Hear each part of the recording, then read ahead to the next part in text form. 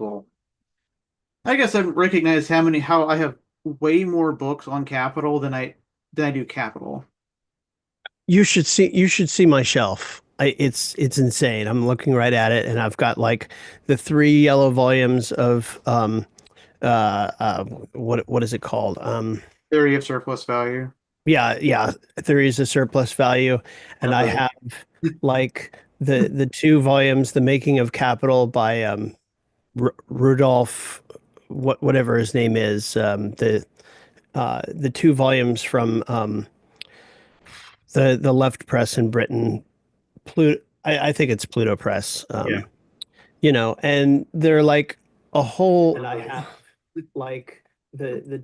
Wait, is that you or me? No, it's me. Okay.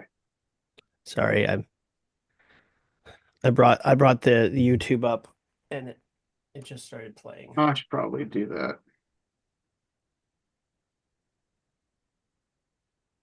Thanks. Pop out chat, then I can Live close it. from the Hegel channel. The dialectic. Tune in.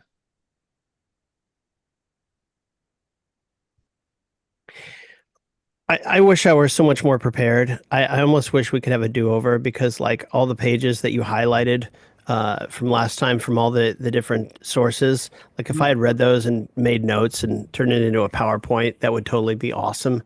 But I didn't do any of that, and I barely reread this chapter again. But um, I'm pretty um, I'm pretty set on the idea that going over the section starting with number two. Like there's a one and then there's a two. And from two, you really get like a lot of the meat. So unless you want to start with number one, which would be fine too. You Hang on. wonder it more Cause than cause in one, okay, and shown here at 1786, I need to share, sorry. Um, all right. I think this is it. Just make sure I don't share a weird screen or something like that. Um, can you hear me all right? yeah. Yeah. So from number one, he really digs into the idea of the beginning when starting with science. And I think it's really important to cover, but we could skip that and go straight to two and talk about dialectic directly if we want. What do you think? I mean, we're not going to read the whole chapter, obviously, because, I mean, we go over into, another hour at least. Um, you know what? Let's just get started, and we're going to start from number one and talk about the beginning, because remember in earlier in the our reading, he talks all about the beginning and how to make a beginning in the science, and here he's already made the beginning and proceeded from it and come up with the result. And so he's talking about the beginning in the context of the result in the process. So, you know, doing dialectic work, I think, uh, depends on making uh, a correct beginning or whatever you want to call it. Does that make sense? Yeah. All right. So I'm just going to start from number one, um, and it's on 1786. Thus, what constitutes the method are the determinations of the notion itself and their relations, which we have now to consider in their significance as determinations of the method. And when he's talking about determinations of the notion, he means the categories for our audience members. It means nothing more than the categories that are listed out in the logic and their relations as they transition from one to another and as they relate to each other. Of the beginning, we have already spoken of at the beginning of the logic itself, and also above when dealing with subjective cognition. And we have shown that if it is not made arbitrarily and with a categorical unconsciousness, it may indeed seem to involve a number of difficulties, but nevertheless is of an extremely simple nature. Is anyone waiting to get in? Kyle, just checking. Zoom's in a weird location. There we go. I don't see anybody requesting. Okay, cool. Just had to ask. Because it is the beginning, its content is an immediate, but an immediate that has the significance and form of abstract universality. Be it otherwise, a content of being or of essence or of the notion, it is as an immediate something assumed, found already in existence, and assertorical. In other words, something asserted. But first of all, it is not an immediate of sensuous intuition or of representation, but of thinking, which on account of its immediacy may also be called a supersensuous inner intuition. And really here he's talking about how he started with sheer being. The immediate of sensuous intuition is a manifold and an individual. Okay. So mediation is already contained within sensuous intuition, but cognition is thinking by means of notions. And therefore, its beginning also is only in the element of thought. It is a simple and a universal. This form has already been discussed under definition. At the beginning of finite cognition, universality is likewise recognized as an essential determination, but it is taken as a determination of thought and of notion only in opposition to being. In point of fact, this first universality is an immediate one, and for that reason has equally the significance of being, for being is precisely this abstract relation to self. Being requires no further derivation, as though it belonged to the abstract product of definition only because it is taken from sensuous intuition elsewhere, and insofar as it is pointed out to us. This pointing out and derivation is a matter of mediation. So if you're pointing at something or you're deriving it from something else, you're already thinking about it. You're already, mediating it, through your mind, which is more than a mere beginning and is a mediation of a kind that does not belong to a comprehension by means of thinking, but is the elevation of ordinary thinking, of the empirical consciousness to the standpoint of thought. Okay. According to the current opposition of thought, of concept, and being, it is regarded as an important truth that no being belongs as yet to the former, taken on its own, and that the latter has a ground of its own that is independent of thought. But the simple determination of being is in itself so meager that, if only for that reason, there is no need to make much of a fuss about it. The universal is immediately itself, this immediate, since as abstract, it also is merely the abstract relation to self, which is being. As a matter of fact, the demand that being should be exhibited for us to see has a further inner meaning involving more than this abstract determination. What is meant by it is, in general, this demand for the realization of the notion, which realization does not lie in the beginning itself, but is rather the goal and the task of the entire further development of cognition. So by this, he's basically talking about how people want to rush to the end, right? They want the result, they want the summary, they want to get on with the business without actually going through the thinking through of the business, right? They don't want to step through the process. They just want the summary and get to the end. Further, since the content of the beginning is supposed to be justified and authenticated as something true or correct by its being pointed out in inner or outer perception, it is no longer the form of universality as such that is meant, but its determinateness, of which we shall need to speak presently. The authentication of the determinate content with which the beginning is made seems to lie behind it, but in fact it is to be considered as an advance, that is, if it belongs to philosophical cognition.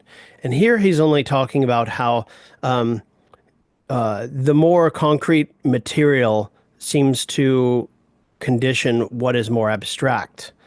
And that may be true historically, right? But he's talking about the fact that logically, the indeterminate immediate logically is prior to the determinate content, which we've talked about a few times. Let's see, blah, blah, blah. Okay. All right. Kyle, go ahead with 1787. Hmm, well, dang it. Hence, beginning for the method, no other determinacies that determinateness and that being simple and universal. This is itself determinateness by reason with which it is deficient. Universality is the pure simple notion, and the method, as consciousness of the notion, knows that universality is only a moment, and that in it the notion is not yet determined in and for itself. But with this consciousness that would carry the beginning further only for the sake of the method would be a formal affair, something posited in external reflection.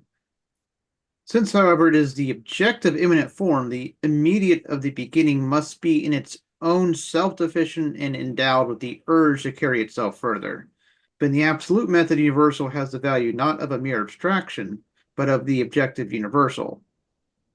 That is universal, that is in itself the concrete totality, though that totality is not yet posited, is not yet for itself. Even the abstract universal as such, considered in its notion, that is in its truth, is not merely the simple, but as abstract is already posited as inflected with a negation. For this reason, there is nothing, whether in actuality or in thought, that is as simple as an abstract as in as is commonly imagined. A simple thing of this kind is mere presumption that has its ground solely in the unconsciousness of what is actually present. Above that with which the beginning is made was determined as the immediate. The immediacy of the universal is the same thing that is here expressed as the in itself, that is, without a being for itself. Hence, it may indeed be said that every beginning must be made with the absolute, just as all advance is merely the exposition of it, insofar as it's in itself is the notion. But because the absolute is at first only in itself, it equally is not the absolute nor the posited notion, and also not the idea. But what characterizes these is precisely the fact that in them, the in itself is only abstract, one sided moment. Hence, advance is not a kind of superfluidity that is, that it would be if that which the beginning is made were in truth already the absolute. The advance consists rather in universal determining itself in being for itself the universal, that is equally individual and a subject. Only in its consummation is it the absolute. Yeah. So kind of like at that point, it's like the old man at the end of his life can reject his life, saying that's not me. I reject all that I did before. He's and you know that's a disconnect between the absolute idea and its object that's not fully yet resolved too at this Mm, level. It can only be resolved in their consummation. yeah. That was the example for maybe. So, Hmm. and I I'm not realized sure. I'm not sure if I follow it, to be honest. I get what you're saying, but that to there just assert that you're not the well, process of your life, and so it is true. it's it's a way where it's still not fully for itself yet. It is both it is both its life and yet not its life. So there's a contradiction that comes out. It's still incomplete. Okay. So it became its other. Yeah. But it's like it's the final time this happens in the logic. Hmm. Jim, go ahead with 1788. It is to be recalled that the beginning, which is in itself a concrete totality, may as beginning also be free, and its immediacy have the determination of an external existence. The germ of the living being and the subjective end in general have proved themselves to be such beginnings, and therefore both themselves urges. The non-spiritual and inanimate, on the contrary, are a notion only as real possibility. Cause is the highest stage in which the concrete notion, as a beginning in the sphere of necessity, has an immediate existence, but is not yet a subject that maintains itself as such, even in its actual realization.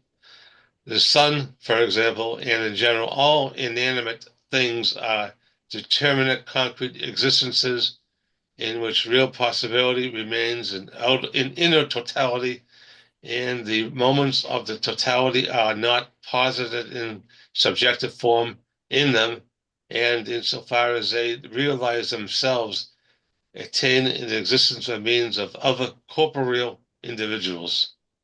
Yeah. So And I it's think, yeah, distinguishing between living and non-living objects, basically. yeah. And living and non-living objects populate our same reality and are governed by the same logic. And Yeah. so I think here Hegel is trying to differentiate the difference between something that is um, in our reality, but is not subjectively itself, like a living being, right? Uh, and one that is both, which is us, right? And so he's starting to delineate what nature itself would be characterized by. And I think he does this well in the previous paragraphs by saying that, look, the logic starts with an immediacy that's often thought of as just being the categories of thought, but actually these are categories of being at the same time from the beginning. Okay, and because of that, they can populate both thought and being equally, and um, it's another word other than populate. Imbue everything in our reality with at least existing, if not subjectively for itself. You know what I mean? Uh, yeah. It's kind of a difficult thing to get across to people. I think that the same set of rules applies to everything that is in our reality, whether animate or inanimate, and it being the same categories that govern thought and subjective thinking and objective thinking, you know, as well within us. Because usually they're pried apart. Matter and soul are separate. Descartes himself was one of the latest ones during the Enlightenment to. It's funny because he affirmed the church's stance of dualism, body and soul being separate, but he was still condemned for basically being anti-church, anti-God, which wasn't actually the case. Yeah, oh yeah, yeah. His works were widely banned everywhere. France, parts of Germany. Well, Uh, they were seen as, even though Descartes was not a materialist as such, the church realized that this could easily lead to materialism as it did later. yeah, yeah, and the fact that Spinoza also sort Spinoza, of sort of wove his philosophy out of understanding Descartes and sort of adjusting it. Um, France, you the know, 18th century materialists, like they all they all stem directly from Descartes. So yeah, yeah. Eventually, I'm going to have to read Descartes. Uh, whether I agree with his philosophy or not, it's important to know it and to know the particulars. Um, so we've arrived at two, and I'm just gonna jump right in because this is where things get really, really kind of fun. So, the concrete totality, which makes the beginning, contains as such within itself the beginning of the advance and development. As concrete, it is differentiated within itself, but by reason of its first immediacy, the first differentiated determinations are in the first instance merely a diversity. So, two different things, being and nothing. The immediate, however, as self-related universality, and you notice he's sort of writing this as sort of a manual of the dialectic almost, because he's not referring to being and referring to nothing. He's referring to the immediate and the negation. Okay, so this could be any subject that you're organizing as a logical science. The immediate, however, as self-related universality as subject, is also the unity of these diverse determinations. This reflection is the first stage of the movement onwards, the emergence of real difference, judgment, the process of determining in general. The essential point is that the absolute method finds and cognizes the determination of the universal within the latter itself. Procedure of the finite cognition of the understanding here is to take up again, equally externally, what it has left out in its creation of the universal by a process of abstraction. The absolute method, on the contrary, and here we're talking about Hegel's use of it as well, does not behave like external reflection, but takes the determinate element from its own subject matter, since it is itself that subject matter's immanent principle and soul. This is what Plato demanded of cognition, that it should consider things in and for themselves, that is, should consider them partly in their universality, but also that it should not stray away from them catching at circumstances, examples, and comparisons, but should keep before it solely the things themselves and bring before consciousness what is eminent in them. Okay. All right. Yeah. Go ahead, Kyle. Okay. The method of the absolute cognition is to the extent analytic, that it finds the further determination of its initial universal simply and solely in that universal. It's the absolute objectivity of the notion. Of the objectivity, the method is the certainty. But the method is no less synthetic, since its subject matter, determined immediately as a simple universal, by virtue of the determinateness which it possesses in its very immediacy and universality, exhibits itself as an other.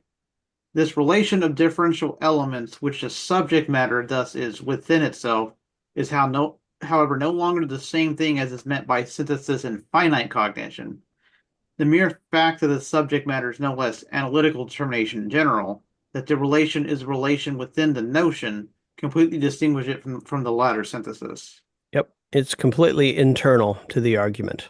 Nothing is outside of it, and you don't stray outside of it. Okay, this is the big moment. Jim, do the honors. This no less synthetic than analytic moment of judgment by which the universal of the beginning of its own accord determines itself as the other of itself is to be named the dialectical moment. Dialectic is one of those ancient sciences that have been most misunderstood in the metaphysics of the moderns, as well by popular philosophy in general, ancient and modern alike. Diogenes Laertius says of Plato that just as Thales was the founder of natural philosophy and Socrates of moral philosophy, so Plato was the founder of the third science pertaining to philosophy, namely dialectic, a service which the ancient world esteemed his highest, but which often remains quite overlooked by those who have most to say about him. Dialectic has often been regarded as an art, as though it rested on a subjective talent and did not belong to the objectivity of the notion. The shape it takes and the result it reaches in Kantian philosophy have already been pointed out in the specific examples of the Kantian view of it. It must be regarded as a step of infinite importance that dialectic is once more recognized as necessary to reason, although the result to be drawn from it must be the opposite of that derived at by Kant. Yes. Yes, One indeed. of the interesting things was it said Hegel says it's a lot of people misunderstood it as simply an art, and I'm thinking of how Marxists have done dialectic. Sometimes it's done in a very subjective manner. People using dialectics to support whatever is the political position of the day, which political line might change tomorrow, and that Yeah. was supported by dialectics as well. Yeah. And of course they'll say, well, it's the opposite now, so it's dialectic, which of course is not the argument at all. Yeah. I always found that funny.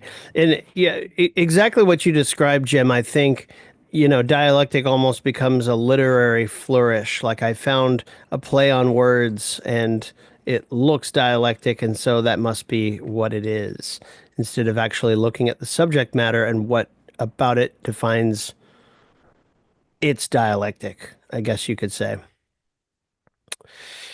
Uh, okay. Uh, I'll continue.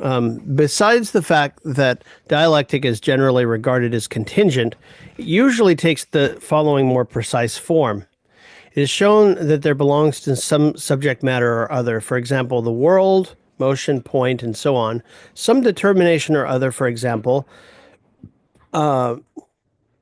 taking the objects in the order named, finite in time and space, presence in this place, absolute negation of space. But further, that with equal necessity, the opposite determination also belongs to the subject matter. For example, infinity in space and time, non-presence in this place, relation to space and time, non-presence in this non-presence in this place, relation to space, and so spatiality. The older Eleatic school directed its dialectic chiefly against motion. Plato frequently against the general ideas and notions of his time, especially those of the sophists, but also against the pure categories and the determinations of reflection. The more cultivated skepticism of a later period extended it not only to the immediate so-called facts of consciousness and maxims of common life, but also to all the notions of science. And I'm guessing that has to do with Aristotle, but I'm not sure. I haven't read him yet. I'm just going to read down to the end because he keeps the thought going. Now, the conclusion drawn from dialectic of this kind is in general the contradiction and nullity of the assertion made. But this conclusion cannot be drawn in either of two senses, either in the objective sense that the subject matter, which in such a matter contradicts itself, cancels itself out, and is null and void. This was, for example, the conclusion of the Eleatics, according to which truth was denied.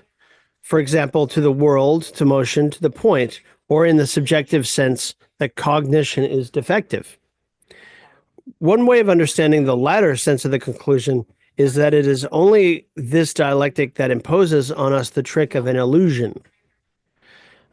This is the common view of so-called sound common sense, which takes its stand on the evidence of the senses and on customary conceptions and judgments. Sometimes it takes this dialectic lightly, as when Diogenes the Cynic exposes the hollowness of the dialectic emotion by silently walking up and down. But often it flies into a passion, seeing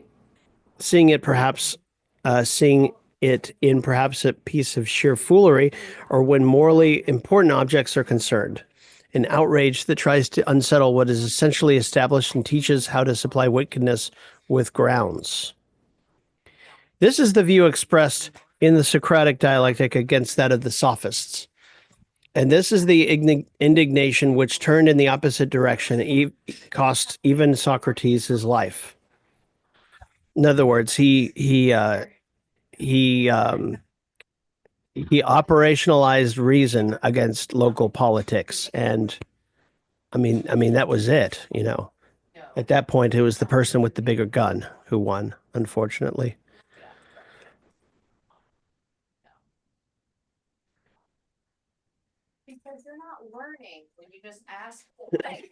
All right. The vulgar refutation. Hang on.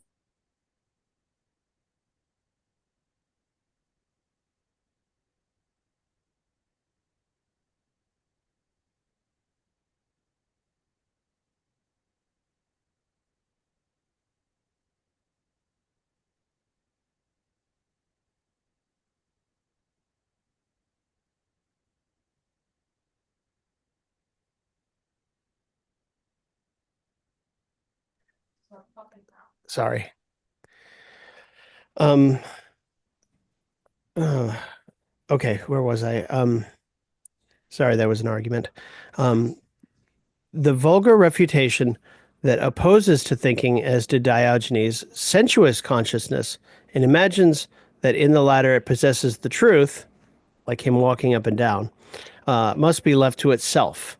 And what he's referring to here are the states of mind reflected in the phenomenology of spirit, which is prior to the scientific view. But insofar as dialectic abrogates moral determinations, we must have confidence in reason that it will know how to restore them again, but restore them in their truth and in the consciousness of their right, though also of their limitations. I'm lost. Sorry. Or again, the conclusion of subjective nullity may mean that it does not affect dialectic itself, but rather the cognition against which it is directed. And in the view of skepticism and likewise of the Kantian philosophy, cognition in general. So basically, in the last section, Diogenes and Kant, all the way to Kant, is basically saying, well, reason is good for practical work, but when you're talking about reason in general, pure reason, it has severe limitations, and we should abandon it as a tool. Kyle, go ahead with the fundamental prejudice. The fundamental prejudice in this matter is that dialectic has only a negative result, a point which will presently be more precisely defined. First of all, as regards the above-mentioned form in which the dialectic is usually presented, it is to be observed that according to the form, the dialectic and its result affect the subject matter under consideration or else subjective cognition and declare either the latter or the subject matter to be null and void. On the other hand, the determinations exhibited in the subject matter, as in a third thing, receive no attention and are presupposed as valid on their own accord. It is an infinite merit of the Kantian philosophy to have drawn attention to this uncritical procedure, and by doing so to have given the impetus to the restoration of logic and dialectic in the sense of the examination of the determinations of thought in and for themselves. The subject matter, kept apart from thinking in the notion, is an image or even a name. It is in the determinations of thought and the notion that it is what it is. Therefore, these determinations are in fact the sole thing that matters. They are the true subject matter and content of reason, and anything else that one understands by subject matter and content in distinction from them has value only through them and in them. It must not therefore be considered the fault of a subject matter or of cognition that these determinations, through their constitution and an external connection, show themselves dialectical. On that assumption, the subject matter or the cognition is represented as a subject into which the determination in the form of predicates, properties, self-sufficient universals are introduced in such a manner that, fixed or correct as they are by themselves, they are brought into dialectical relationships and contradiction only by extraneous and contingent connection in and by a third thing. This kind of external and fixed subjective imagination and understanding and these abstract determinations, far from meriting the status of ultimates, of secure and permanent substrates, are rather to be regarded as themselves immediate, as just that kind of presupposed and initial immediate that, which was shown above, must be in its own essential nature. Submit to the dialectic, because it is to be taken as in itself the notion. Thus, all the opposites that are assumed as fixed, in and for itself as translated. Okay. to be taken as in itself the notion. Thus, all opposites that are assumed as fixed, as for example, finite and infinite, individual and universal, are not in contradiction, though, say, in external connection. On the contrary, as an examination of nature has shown, they are in themselves a transition. The synthesis in the subject in which they appear is a product of their notion's own reflection. If a consideration that ignores the notion stops short at their external relationship, isolates them, and leaves them as fixed presuppositions, it is the notion on their contrary that keeps them steadily in view, moves them as their soul, and brings out their dialectic. I'm trying to.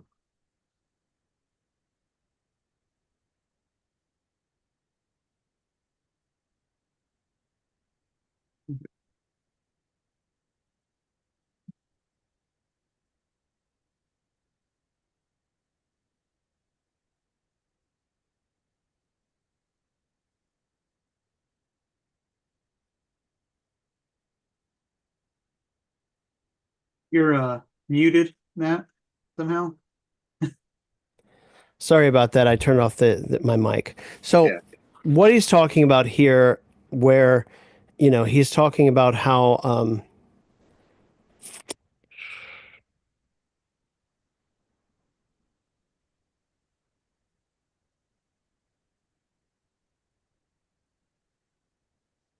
so when they're brought into dialectical relationships and contradiction only by extraneous contingent connection in and by a third thing, he's talking about what he said earlier I think earlier in the chapter about method, and if there's a method that brings together the subjective and the objective, but the method is not of the notion of the subject matter you're talking about, it's external, and so it's ultimately an immediate, right? It's arbitrary, right? The middle term has to reflect the subject matter of both the subjective and the objective side. And how do you do that, right? Well, that middle term has to be. Oh, hang on just a second. What does he say? I think he talked about it earlier than this, but I can't recall exactly. The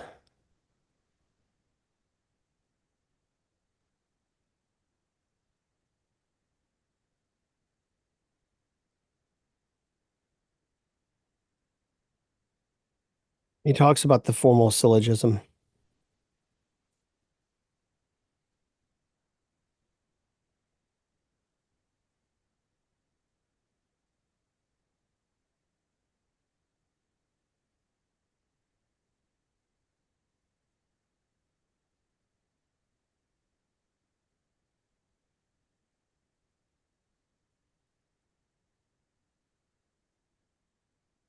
Ah, Uh, okay, so the extremes remain diverse because subject, method, and object are not posited as the one identical notion.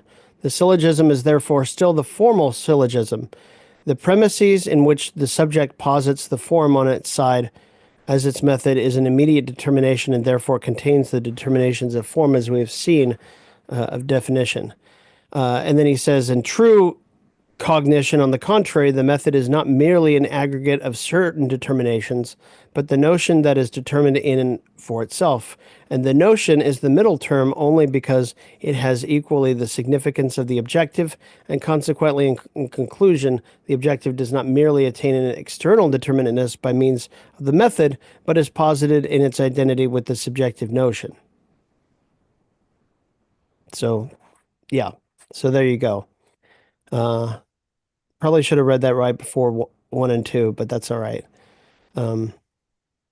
It kind of fills out what he was saying in that last part, which I am now looking for.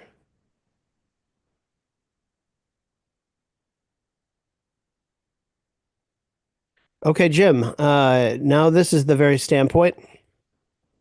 Now, this is the very standpoint indicated above from which a universal first, considered in and for itself, shows itself to be the other of itself. Taken quite generally, this determination can be taken to mean that What is at first immediate now appears to as mediated, related to an other, or that the universal appears as a particular. Hence, the second term has thereby come into being is the negative of the first, and if we anticipate the subsequent progress, the first negative. The immediate from this negative side has been extinguished in the other, but the other is essentially not the empty negative, the nothing that is taken to be the usual result of the dialectic. Rather, it is the other of the first, the negative of the immediate. It is therefore determined as the mediated, contains in general the determination of the first within itself. Consequently, the first is essentially preserved and retained even in the other. To hold fast to the positive in its negative in the content of the presupposition and result, this is the most important feature in rational cognition. At the same time, only the where are we? I lost my place. At the same time, only the simplest reflection is needed to convince one of the absolute truth and necessity of this requirement. And so far as examples of the proof of this are concerned, the whole of logic consists of such. Yeah. Yeah, and this is the thing about explaining how it works, right? You don't stray from the subject matter when explaining it at all. And so, you're looking for clarification, look no further than the body of the text,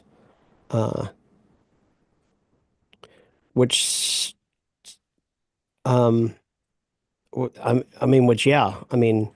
body of the text is the subject matter. Okay. Accordingly,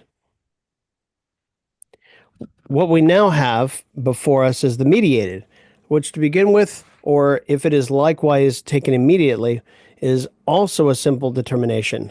For as the first has been extinguished in it, only the second is present.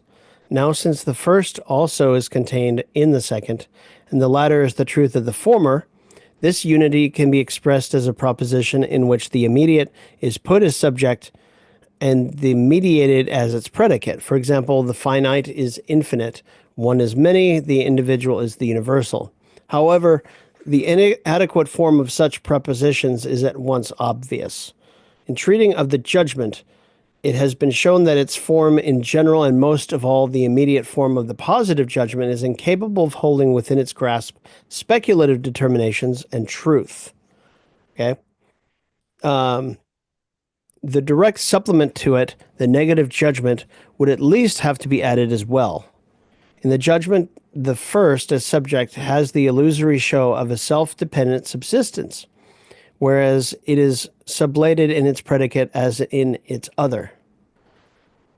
This negation is indeed contained in the content of the above propositions, but their positive form contradicts the content. Consequently, what is contained in them is not posited, which would be precisely the purpose of employing a proposition, right? I'm going to keep reading into the next section since it's a short one. The second determination, the negative or mediated, just mentioned, is at the same time also the mediating determination.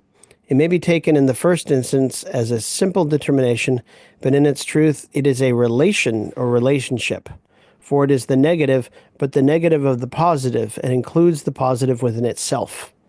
It is therefore the other, right? But not the other of something to which it is indifferent.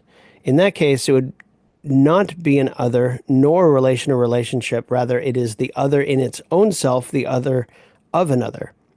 Therefore, it includes its own other within it, and is consequently, as contradiction, the posited dialectic of itself. Because the first, or the immediate, is implicitly the notion, like being, right? Uh, the dialectical moment with it consists in positing in it the difference that it implicitly contains. The second, on the contrary, is itself the determinate moment, the difference or relationship. Therefore, with it, the dialectical moment consists in positing the unity that is contained in it. Whoa. Go ahead, Kyle. Yeah, I think this is what I've been trying to figure out since we started Hegel. Yeah. If then the negative, the determinant relationship, judgment, and all determinations falling under this second moment do not at once appear on their own accord as contradiction and as dialectical, then this is solely the fault of a thinking that does not bring its thoughts together. For the material, the opposed determinations in one relation is already posited and at hand for thought. But formal thinking makes identity its law and allows the contradictory content before it to sink into the sphere of ordinary conception into space and time, in which these contradictories are held asunder in juxtaposition in temporal succession, and so come before consciousness without reciprocal contact. Lenin Mark. On this point, formal thinking lays down for its principle that contradiction is unthinkable. But as a matter of fact, the thinking of contradiction is the essential moment of the notion. Formal thinking does in fact think contradiction, only it at once looks away from it, and in saying that it is unthinkable, it merely passes over from it into abstract negation. Yeah. That doesn't work. Okay, so something's wrong. Gotta move something else. Yeah. Jim, go ahead with the last one, 1799. Okay. Now, the negativity just considered constitutes the turning point of the movement of the notion.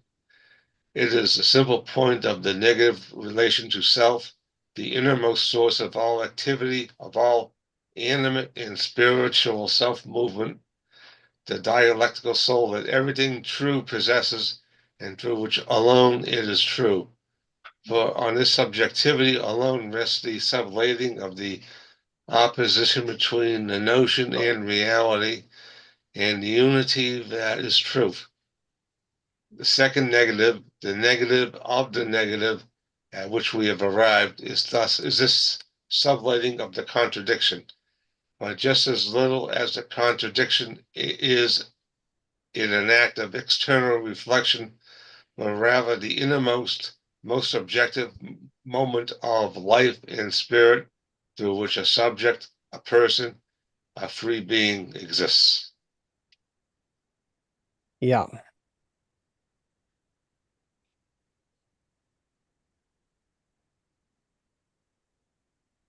I'm going to find where this is in the text.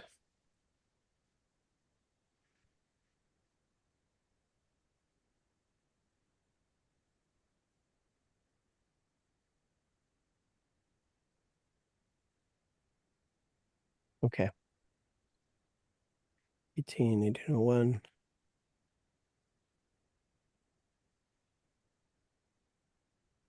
Hmm.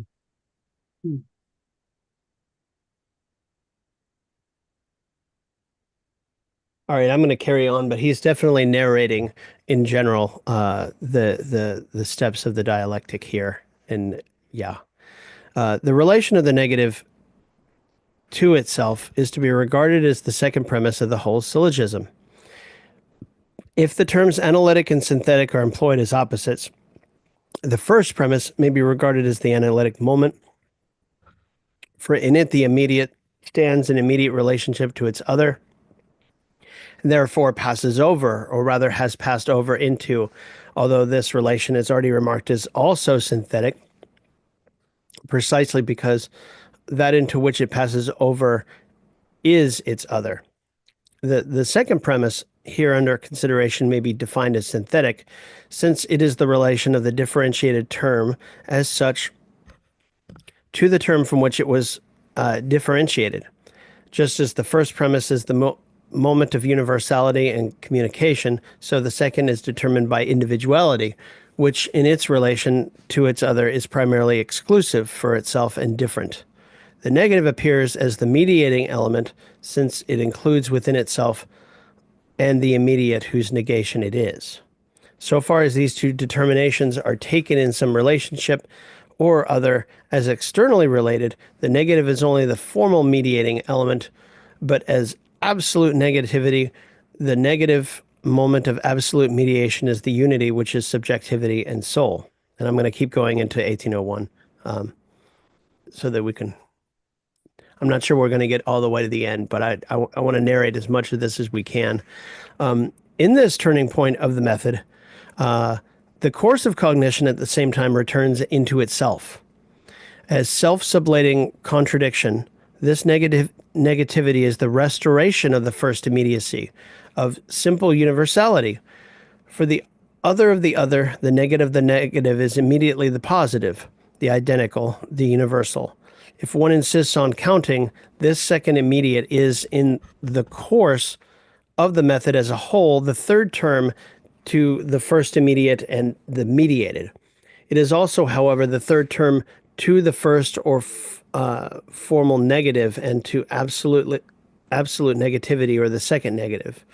Now, as the first negative is already the second term, the term reckoned as third can also be reckoned as fourth, and instead of triplicity, the abstract form may be taken as a quadruplicity. In this way, the negative or the difference is counted as a duality, which at that point it is, if you think about it. And it also explains why sometimes, like with the syllogism as narrated by Hegel, some of them went into threes and some of them went into fours. You noticed way earlier, like his ability to like tease apart the two moments, even in the negative, in the essentiality, is quite interesting. Suddenly, I think I understand why that is. The third or fourth is in general the unity of the first and second moments of the immediate and the mediated. That it is this unity, as also that the whole form of the method is of triplicity, is it is true merely the superficial external side of the mode of cognition. But to have demonstrated even this, and that too in a more specific application, for it is well known that the abstract number from itself was advanced at quite an early period, but in the absence of the notion without result, must also be regarded as an infinite merit of the Kantian philosophy. Kyle, go ahead with 1802, the syllogism. The syllogism, which is also threefold, has always been recognized as the universal form of reason. But for one thing, it counted generally for a quite external form that did not determine the nature of the content. And for another thing, since it progresses in the formal sense merely in the understanding's determination of identity, it lacks the essential dialectical moment of negativity. Yet this moment enters into the triplicity of determinations because the third is the unity of the first two, and these, since they are different, can be in the unity only as sublated determinations. Formalism has, it is true, also taken possession of triplicity and adhered to its empty schema. The shallow ineptitude of and barrenness of modern philosophic construction, so called, that consists in nothing but fastening the schema onto everything without notion and imminent determination and employing it for an external arrangement, has made the said form tedious and given it a bad name. Yet the triteness of this use of it cannot distract from its inner worth, and we must always value highly the discovery of the shape of the rational, even though it was at first uncomprehended. Yeah. The sheer number of names of the forms of the syllogism in the form. Yeah. Hang on just a second. Yeah.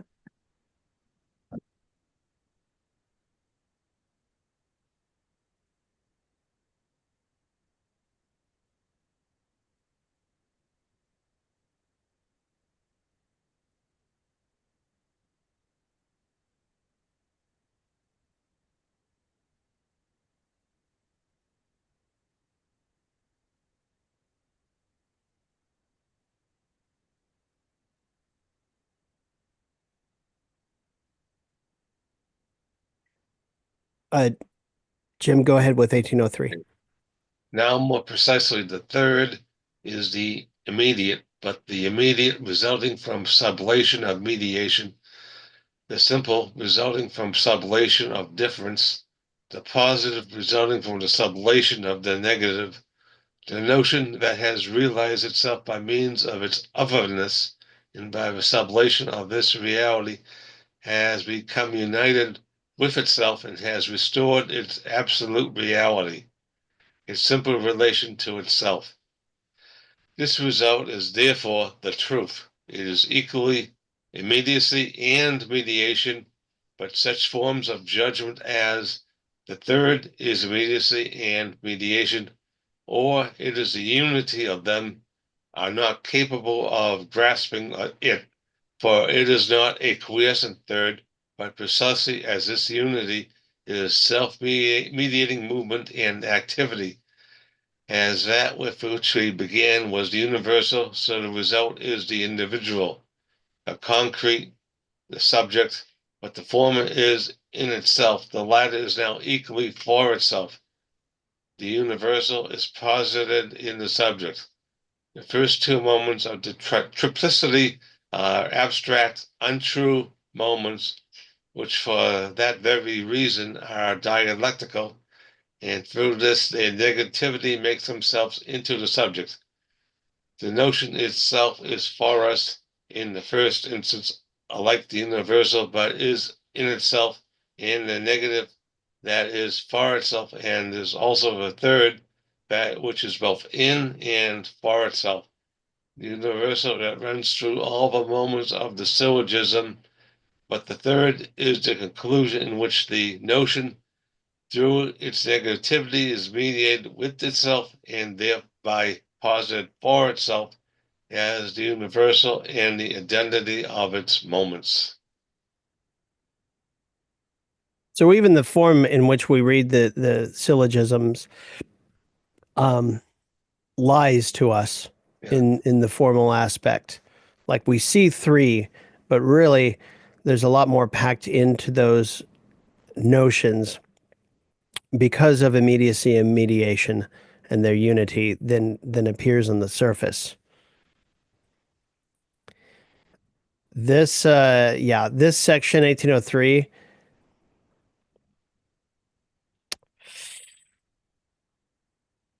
I'm pretty sure 9/10 of Marxists wouldn't exactly get the full meaning of what the result is actually supposed to look like. I don't know. It's just my impression from reading. And he goes on in 1804. He says, "Now this result, as the whole that is withdrawn into and is identical with itself, again, it's an immediacy. Again, it's an individual, right? As nature is supposed to be, by the way, once the absolute idea externalizes itself as an immediacy that is nature, right? Now, this result, as the whole that is withdrawn into and is identical with itself, has given itself again the form of immediacy. Hence, it is now itself the same thing as the starting point had determined itself to be. As simple self-relation, it is a universal, and in this universality, the negativity that constituted its dialectic and mediation has also collapsed into simple determinateness, which can again be a beginning. We see this constantly, actually, throughout the logic. When we transition to essence, what does essence collapse into? An immediacy, right? That's indifferent to being, right? Or I always like go through this, like this is the way we think we understand things through sensory, like we just see it immediately. It's because it becomes immediate for us later after it's been mediated, right? Yeah, So that's the false understanding of we just immediately know it. yeah. And yeah, and every category has an immediate face to it, which common sense usually takes and just takes at face value. And the definitions, the propositions that define those immediate categories are legion and all diverse, and it just depends on who you talk to. may seem at first that this cognition of the result is an analysis of it, and therefore must again dissect these determinations and the process by which it has come into being and been examined. But if the treatment of the subject matter is actually carried out in this analytic matter, and it belongs to that stage of the idea considered above to the cognition of inquiry, which merely states of its subject matter what is, but not the necessity of its concrete identity and the notion of it. But though the method of truth which comprehends the subject is, as we have shown, itself analytic, for it remains entirely within the notion, yet it is equally synthetic, for though the notion, for through the notion, the subject matter is determined dialectically and as an other, on the new foundation constituted by the result as the fresh subject matter, the method remains the same as with the previous subject matter. The difference is concerned solely with the relationship of the foundation as such. True, it is now likewise a foundation, but its immediacy is only a form, since it was a result as well. Hence, its determinations as content is no longer something merely picked up, but something deduced and proved, right? So when we transition from the phenomenology with its result of absolute knowledge is recapitulated as an abstract universal being, which is supposed to be the unity of being and thought, right? So you kind of see what happened there. Or if you look at the resulting determination of the absolute idea externalizing itself as nature, nature itself is an immediacy, which is made up of external elements, actually, space and time, and so forth. And these are all logical arguments, not arguments from history or chronology. It's about how the notion determines itself logically, if that makes sense. I'm going to go ahead and read 1805. It is here that the content of cognition, as such, first enters into the circle of consideration, such as since as deduced, it now belongs to the method. The method itself, by means of this moment, expands itself into a system. First, the beginning had to be for the method wholly indeterminate in respect of content, like being. To this extent, it appears as the merely formal soul for and by which the beginning was determined simply and solely in regard to its form, namely as the immediate and the universal. Through the movement we have indicated, the subject matter has obtained for itself a determinateness that is a content, because the negativity that has withdrawn into simplicity is the sublated form, and as simple determinateness stands over against its development, and first of all over against its very opposition to universality. Woo. Yikes. Okay.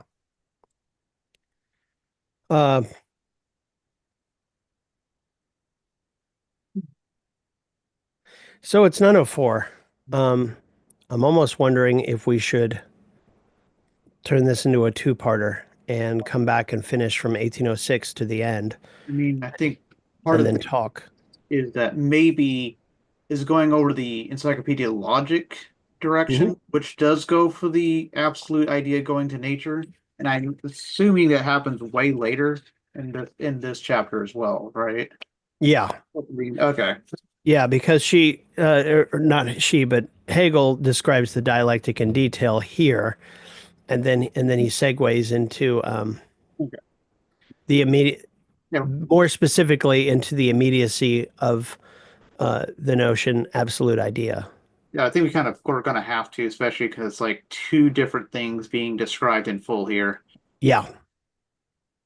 Which is fine, because then we'll have a better handle on that next time. Yep. So, folks,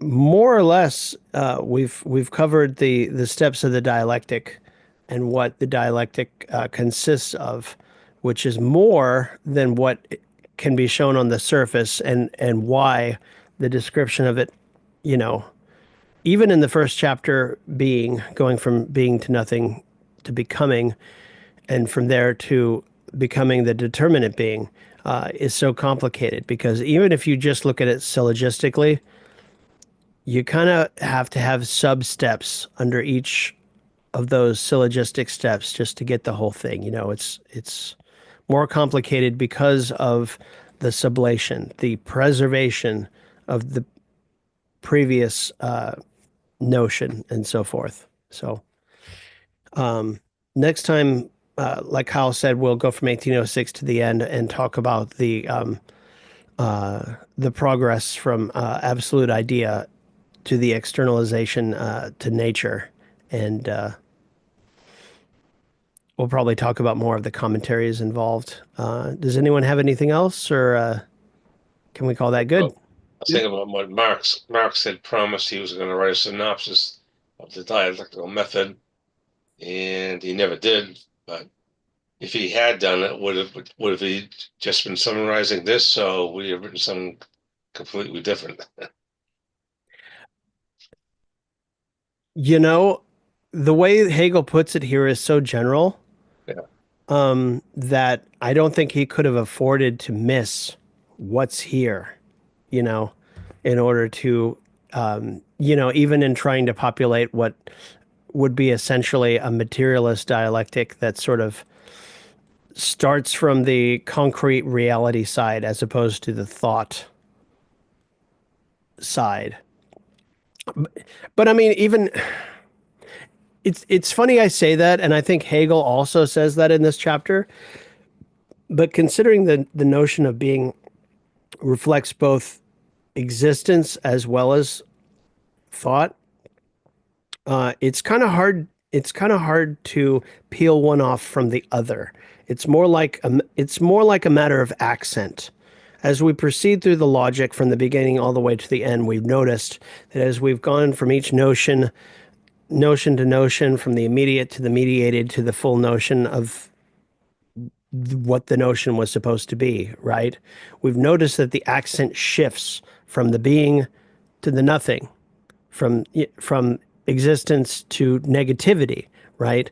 And at each of those steps, we've seen how that characterizes that particular shape or that moment. You know what I mean? Yeah. And here he's sort of describing the process through which one proceeds from one step of the dialectic to another, from the immediacy to the result, right? And how, sure, it's a tripartite form, but it's each of those steps actually, like I said, has sub-steps that account for what the negative and then the negative of the negative does to those moments, preserves them, it stacks them up. So yeah, that's cool. All right, everybody, have a great one, comrades. See you Thanks. next Monday.